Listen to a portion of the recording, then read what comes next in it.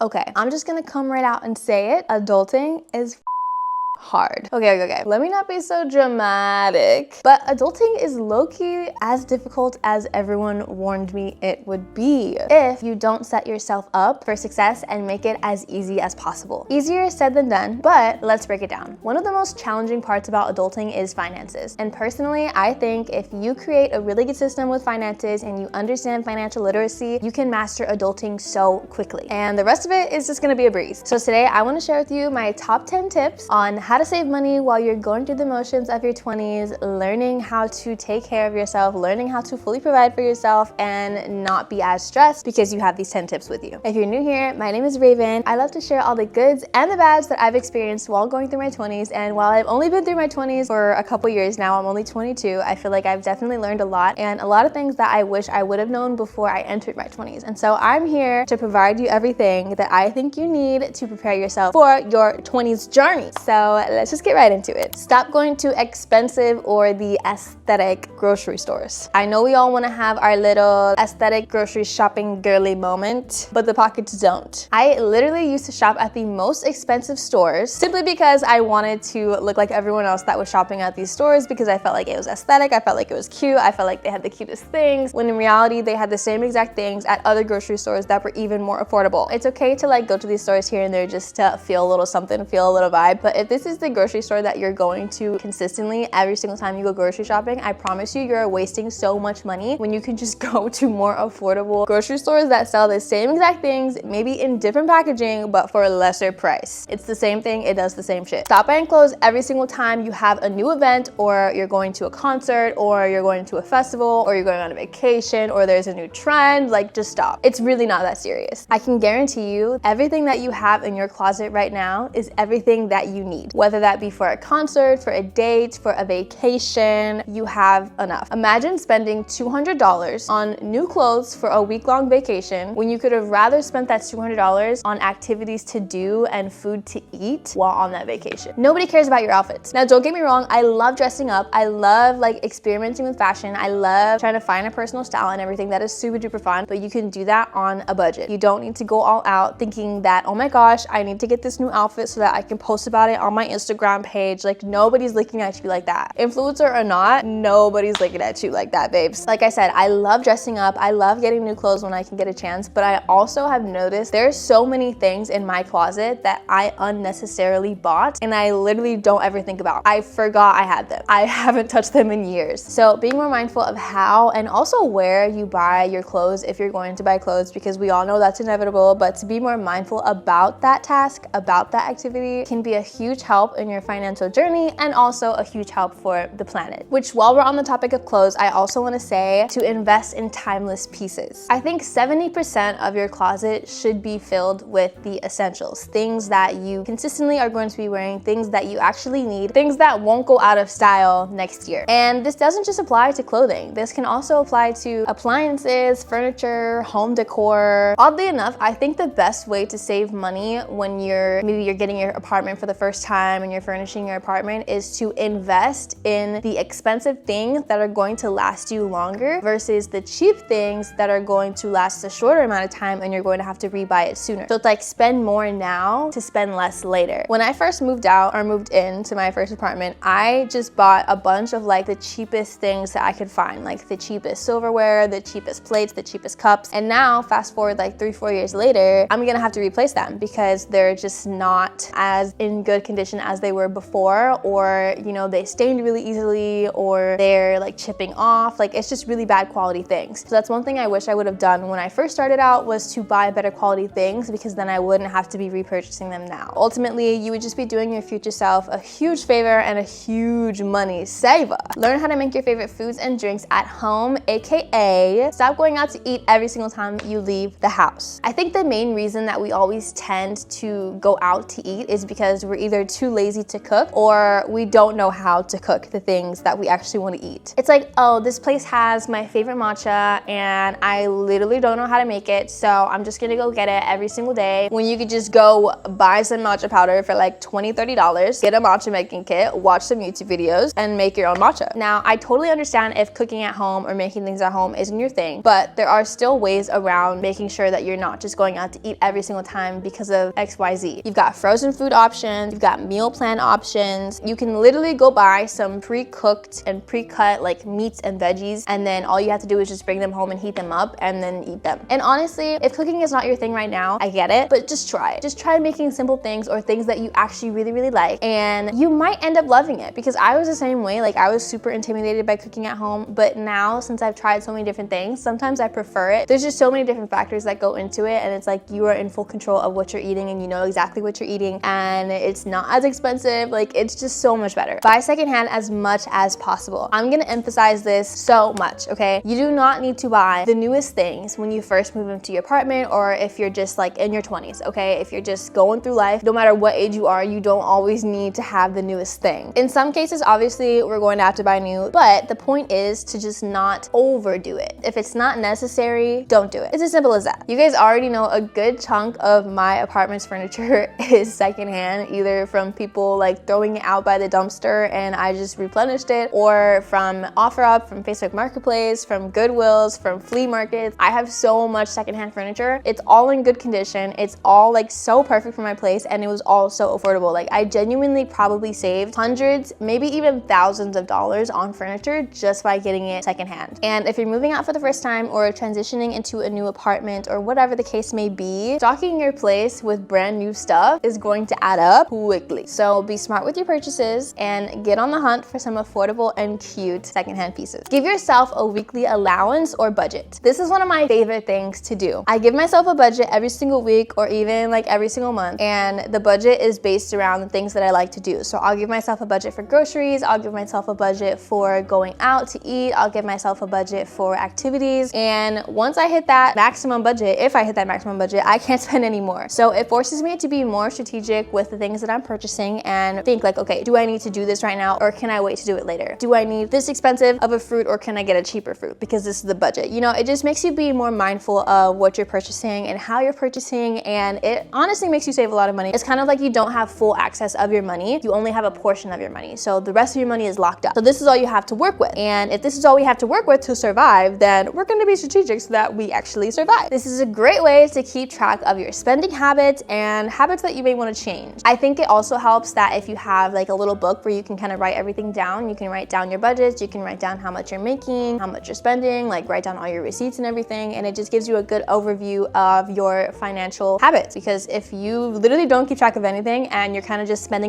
and not really thinking like, okay, how much did I actually spend this month, then we could be spending a lot more than we intend to. So let's not put ourselves in that hole. Let's organize our finances, let's give ourselves some structure, and I promise you this will change your life and this will change your spending habit. Understand that you have everything that you need. Just like I said earlier, how all the clothes that you have in your closet is more than enough, this applies to everything in life. I feel like we live in a society that feels the need to constantly have the next best thing, constantly have the newest thing. Even if the current version of whatever we have is perfectly fine, there's nothing wrong with it, it works perfectly fine. If a new version of that thing comes out, we just have this tendency to feel like, oh my gosh, I have to get the next thing, like I don't want to miss out on anything. It's like having that never satisfied mindset. No matter how good we get at something, no matter how far we get towards something, once we get there, we're already craving the next thing. We're not even appreciative of the fact that we got this far because we're already thinking about what's next. I've been guilty of this for a couple years, but I think I'm finally starting to realize I really do have all that I need to do whatever I want to do. And everything else that comes after is just a plus. But I don't feel like I'm missing anything. Like I don't feel like I need anything else in order to move forward in life. Like, let's be so for real. You don't need a new workout outfit in order to start your fitness journey, especially if it's not on the budget. You don't need a brand new camera and tripod in order to start that YouTube channel that you've been wanting to start for a couple of months now. And you do not need to buy the new iPhone that just came out this year just because there's a new camera feature that isn't on the one that you currently have. Of course, these things are so nice to splurge on every now and then, you know, when we want to treat ourselves every blue moon, when it's a holiday, when it's your birthday, whatever, like that's perfectly fine. But you cannot have that, oh, I deserve this mindset every single single time you want to buy something, because you're just going to end up buying everything and then we're going to go back to our bad spending habits, okay? So we've got to have some control and we've got to have some common sense. Do we really need it or do we just want it? Set aside money towards a financial goal every single time you get paid. This is a more literal answer to how to save money in your 20s, but I feel like it can't go unnoticed and we kind of have to chat about it a little bit. So I used to have this saving method where I would create these physical envelopes and I would customize them, like write on them my financial goals, whether that be like somewhere I wanted to travel, moving out, buying a car. And every single time I would get paid for my job, I would take out a good chunk of that money and like disperse it between my envelopes depending on how urgent each one was or how fast I wanted to get to that goal. This was such an effective way to save money and such an effective saving habit, because I feel like once you put it away, it's really out of sight, out of mind, and you can't touch it. Like, it's such an inconvenience to go find the envelope and take money out of it and use it. It's a really good way to save money, and it's also like kind of fun because it's like you're just filling up little envelopes that you decorated, and like, I don't know, to me it's cute. Now, I have tried different savings apps on my phone that will like automatically take money out of your card or whatever at a certain date every single month, but I feel like I did not like the layout of them, and I really wanted something that was similar to my physical savings habits with my envelopes. I wanted something that had like that same structure, but I just couldn't find anything. So I feel like for me, the envelope system works really, really well, and it's also just really fun. It's like when people have those jars, you know, they put like little titles on it, like, oh, saving for our anniversary trip, and it's like every single time they get extra coins or cash, they'll put it in there. I love that. It's so like movie-esque. I don't know. It just makes you feel like you're doing something and you can see the progress. You can see it growing. So that's definitely a really good way to save money, but whichever way works for you, just try to take out a good portion of your money every single time you make money, and that's like a literal way to actually save money consistently. Get credit cards that have good rewards or point systems. I didn't learn much about this until actually quite recently. Being strategic about what credit cards you're applying for is actually key to saving money when traveling, eating, getting hotels. It helps a lot. There's a whole bunch of credit cards that have reward systems where every time you spend money on the card, you get X amount of points. And with these points, when they add up, you can use them to potentially get free flights or discounted flights, get money off of a hotel stay. Even sometimes a lot of our credit cards will be like, oh, for being a member, you get like 30% off of these random stores. You know, like you get a lot of benefits from these credit cards. So you have to use them strategically. But if you do, and you're like paying them off on time and you're, you know, you don't have a big balance and everything, it's really good. So if you think you're gonna be out and about a lot, like traveling, trying to book experiences, going out to eat a lot, then this is a really good thing to consider, is getting good credit cards that have good reward systems. You'll be saving money when you inevitably are gonna be spending it. Imagine like you spent this much amount already, and because of that, we're gonna give you a free flight. Like, of course, I was already gonna spend it anyways. A free flight on top is beautiful. Plus, you can easily rack up points by spending your card on things that you already spend money on. Rent, bills, gas, groceries, whatever that may be, you can easily rack up points and stack them up, and then next time you wanna go fly like to New York from California, girl, it can be for free. This is the last one, and I think this is probably the biggest one that you should take away from this whole video. You really wanna know how to save money in your 20s? Like, you want me to give you the secret sauce right now? Spend less than you need to. Spend less than you need to, or spend just the right amount. Just don't overspend. I think that is literally the biggest reason why people get in situations where they're watching YouTube videos wondering how they can save money in their 20s, is because they overspend and they don't know how to control it. Adulthood can be easily mastered if you just develop good financial literacy. That is all it takes. Know when you should purchase something, know when you shouldn't purchase something, know when you need something, know when you don't, know when something is a good deal and when it's not a good deal. Like, just be literate in finances. Don't feel the need to buy everything that you want, because chances are in a few months you won't even like it, or you may forget about it. And don't make the mistake of getting too excited that now you have adult money so you can buy whatever you want, because while yes, that's true, trust me, you're going to be an adult for the rest of your life. You have so much time to buy whatever you want, go wherever you want, but just don't do it all at once. Get yourself situated, get yourself in the flow of things. Don't go too crazy, because if you go too crazy, you're not going to be able to enjoy the rest of your 20s or the rest of your adulthood because you went too crazy in the beginning. I'm so proud that you've made it this far, okay? That is so true. Like, you do deserve to treat yourself a little crazy, because we've got adult money now. Like, that's a big deal. But I want you to continue to keep thriving. I want you to continue to keep growing your finances and continue to be successful on your financial journey and your adulthood journey. So we've got to be smart with our spending decisions. Okay, guys, that is all I have for you today. I really hope that these tips helped you and gave you some ideas videos on how to just have better saving habits, how to save money in your 20s, how to just be better with your money, because I feel like this is something that everybody probably struggles with at some point, and it's totally fine. But I'm happy that you're here, and I hope these tips will help you in your upcoming journey. Don't be intimidated by the process of adulthood. Like, it is honestly so fun, and it's just a learning process. If you attack it with confidence and common sense, you will be fine and you will master it, and it will be a fun time. So have fun, just take your time, ease into it. Thank you guys so much for watching. I love you so much, and I will see you guys in the next video very, very soon.